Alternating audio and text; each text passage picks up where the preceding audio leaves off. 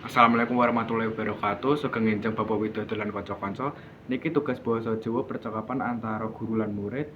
Tugas kula Alventina Arifin kelas doso TO setunggal. Monggo dipersani.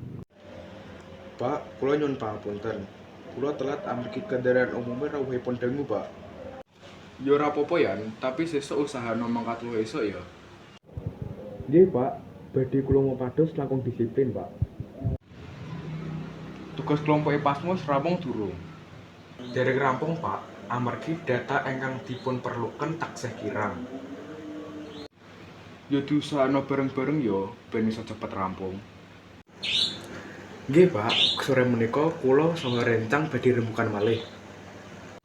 Apik, sing penting tanggung jawab kabeh ya, Yan.